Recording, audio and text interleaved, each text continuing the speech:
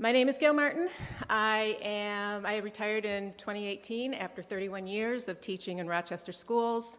I've lived in the district for over 30 years with my husband. Both of my children have gone to Rochester schools. We know there is a group of people who are angry with the board over several ongoing issues. Some of their anger over some of these issues is probably justified. But I'm here tonight to speak about just one issue: the call to remove books from our libraries. This one isn't about disagreements among adults over policy. This is an attack against our students and their First Amendment rights, against our educators, and against our public school system. The claim against the books is that they are sexually explicit, even pornographic or obscene. They are not obscene. In Miller v. California, the Supreme Court established a three-pronged test to determine whether material was obscene based on the value of the book as a whole. As none of the challenged books meet any of these criteria, they are not obscene and are therefore protected speech under the First Amendment. In Island Trees School District versus Pico, the Supreme Court ruled that school districts must abide by the First Amendment.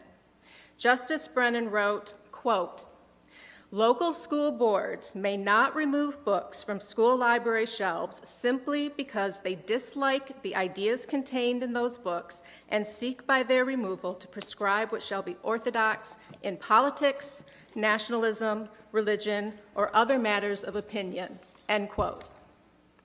Districts can remove books for pedagogical reasons, but no pedagogical reasons to remove the books have been offered, only claims of personal opinion that they are sexually explicit. Moreover, these challenges are not happening in a vacuum. The exact books are being challenged across the U.S. as part of a politically motivated attempt to manufacture controversies that undermine trust in public schools. These controversies are based on two false narratives. The first is about parents' rights.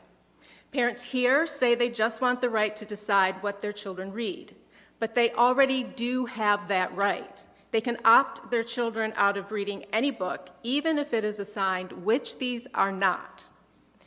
The second false narrative is that schools are trying to indoctrinate students. But again, no one is making kids read these books, and indoctrination doesn't happen by osmosis. In fact, the first step to indoctrination isn't providing access to ideas, it's eliminating access to ideas. Thank you.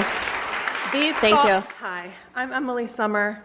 I'm a Rochester High parent and a former district employee. The only time I've ever been troubled by a book my son has brought home from the school library was 9 years ago when he was a first grader. He showed up with a book that was written in the mid-'80s about life in the Soviet Union. And we were pretty sure that there were other things in that library that might be more interesting to him as a new reader. So we wrote a note back to his teacher. He got to take a new trip to the library. He came home with a really great book about snakes. And we were all really happy. We didn't even have to yell at the librarian and accuse her of indoctrinating him into communism or anything. We just asked for a new book. Right there, that's about the level of activism I'm usually comfortable with. But I signed up to speak today because, well, I have objections to other parents interfering with my son's access to library books and my ability to help him make those choices. And I have objections to dangerous messages that these particular challenges send to other students in our district. Look, I'm totally on board with parents speaking up for their own kids. They know their needs and their values, but very clearly, their values are not mine, and they don't have the right to tell my son that he can't check out a book that they don't like. I'm really grateful that the district has decided on a review process that includes people who are experts in youth literature and child development, and that looks at the merit of these texts as a whole. That process, however, should include leaving books available to students until a final decision has been reached.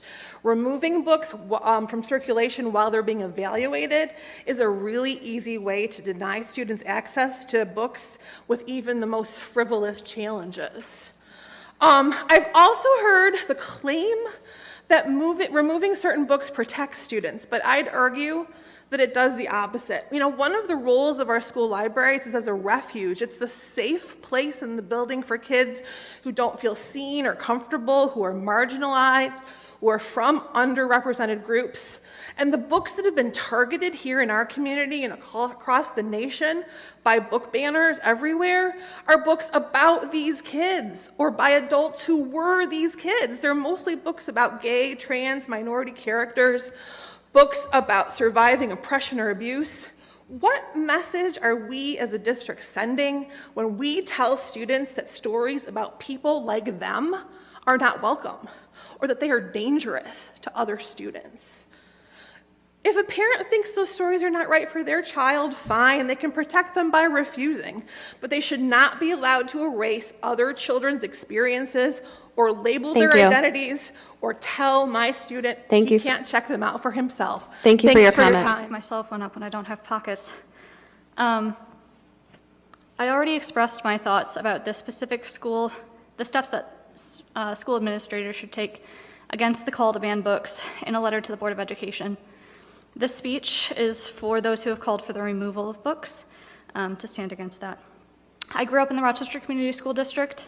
I went to North Hill and Hart, and I graduated in Stony Creek in 2014, so not terribly long ago, but I'm currently pursuing, or I finished my Bachelor of Arts in English Literature, and I'm currently pursuing my Master's of Library and Information Science. I moved back to Rochester Hills after some time away last year.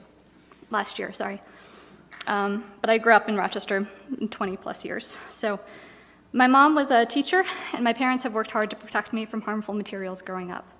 And every kid is different, but I didn't encounter scenes of violence, profanities, and sexuality in literature before I was mature enough to handle it. I did, however, encounter those scenes from the internet, even with heavily filtered and restricted access, and from my classmates at school, who definitely talk like the characters in a lot of the challenged books, even some years ago. I did not talk with my parents about most of these things because I felt ashamed and uncomfortable approaching the subjects with them. Now I'm on the path to becoming a librarian because I believe that our stories have incredible power to develop our local communities and bring us together in an increasingly polarized and divided nation. So I'm sad, but I'm not altogether surprised to see my hometown grappling now with a challenge to books that some residents would like to see banned from our school district.